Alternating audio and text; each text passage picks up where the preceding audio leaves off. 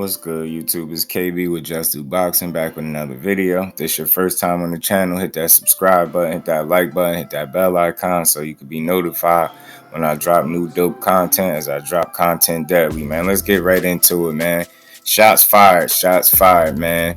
As we got the young boy, the young up-and-coming prospect, Ernesto Tito Mercado, who's 6-0 with 6 KOs. He's pretty much calling out the other up-and-coming young rising prospect, Keyshawn Davis, that's with Top Rank, who's 5-0 with 4 KOs. He recently did an interview with Fight Hub, and he had some very interesting things to say about, the rising prospect and Keyshawn Davis. And, he went on to say how he didn't have a chin and how he's going to whoop his ass. He said he has skills, but he said ever since the Olympics, he felt like Keyshawn Davis ain't have no chin. And he basically is chomping at the bit to fight him, man. Y'all stay tuned. I'm about to play this clip for y'all that he did with Fight Hype. Tito, earlier we kind of alluded to it, your history with Keyshawn Davis in regards to the Olympic trials and kind of the way things went. A little bit of weird stuff going on there, man. Could you just elaborate on it? Just what happened from start to finish? What do you think took place? What happened was, I was supposed to fight Keyshawn in the Olympic trials. For whatever reason, I had a medical issue that I cannot fight. They told me that we would get a box off back in Colorado Springs before the qualification process. So I was like, that's cool. We get there, and I noticed Keyshawn's not training. He's not doing none of this stuff. And as far as that, Keyshawn's trainer is one of the selected coaches who's going to be selecting the fighters, Kate Karoma. And I thought that was a little biased, and sparring, I feel like he was giving me a lot of wrong directions too against these Olympians, so I could get my ass whooped. And I'm gonna just say it how it is. I felt like a lot of these coaches were trying to favor him and trying to make me, do harm to me, I guess, in a way, by giving me false instructions and stuff like that. But then, we spoke to them. We were trying to figure out when we would do the box off. We want to get the box off in because that's what really, once you get in that ring, that's what really says the best. Like, all this point stuff really don't matter. And they was telling us, they brought us into the room saying that no matter what we did, we could beat Keyshawn, beat him in the selection process, all that, and they still were not going to give me the spot. They said they invested too much money in him. So, kind of from that point, we just... Who was that told you that they invested too much money in you?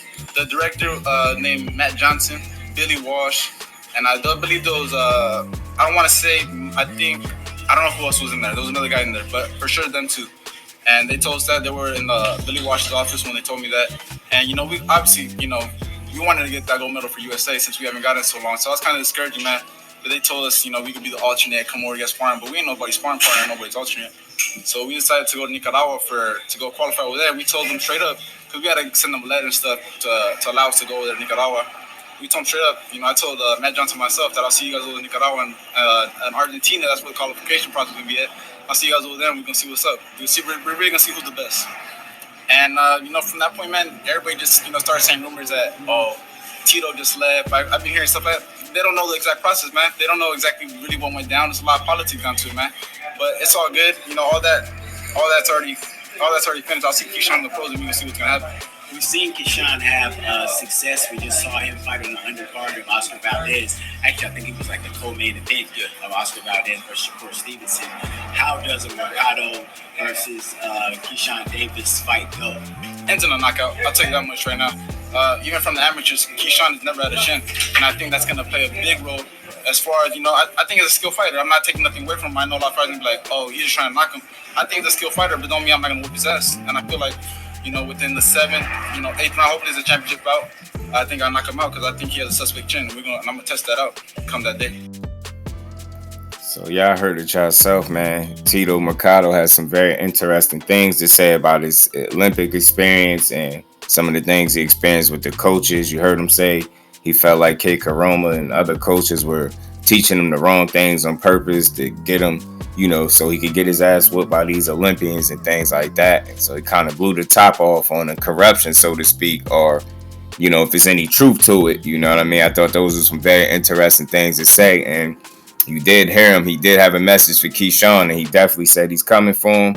And he said if a fight happened between them two, it definitely ends in a knockout. He said Keyshawn's problem has always been his chin. Since the amateurs, you always heard that. So he said he never thought he had a chin. He said Like I said, they got into a fight. He said maybe 7th, 8th round or so, he'll get him out of there by knockout. And I thought that was interesting because, a lot of people are high on Keyshawn and some people feel like he's hyped, but I think he's a very skilled individual, as Tito Mercado alluded to in the interview with Fight Hub. He said he ain't taking nothing away from him. He's very skilled, but he feels like he don't have no chin. And and that remains to be seen. We haven't seen Keyshawn Davis's chin get tested just yet, but I know, from what I've seen thus far, with him just having 5 fights with 4 knockouts, and he showed a lot of promise. Very skilled individual, very well schooled and talented, man. And I haven't seen him get his chin checked to the point where I'm questioning it. So it remains to be seen just how good or bad his chin actually is. But this is a fight I definitely would love to see, and I know it's kind of early, so I don't expect them to put these two guys in there with each other now, but it's still good for conversation purposes, because my whole thing is, if you speak on a fighter, be willing to get in there with him and fight.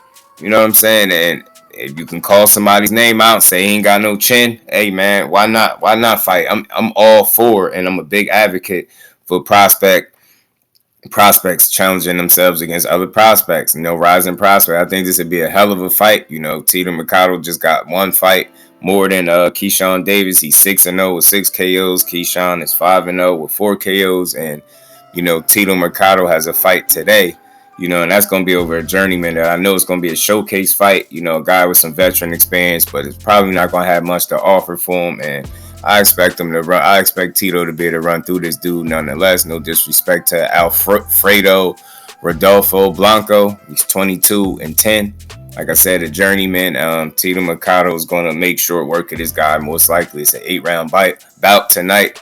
I don't think it's being televised, but we're going to see, man. I thought this was, interesting. Some interesting things that Ernesto Tito Mercado, revealed in that Fight Hub interview about his Olympic experience and, things with the coaches. And like I said, he hit on some, mild corruption, if there's any truth to any of his claims. But ultimately, the big, meat and potatoes of this story was him calling out Keyshawn Davis and basically saying he'd knock him out and he don't got no chin, man.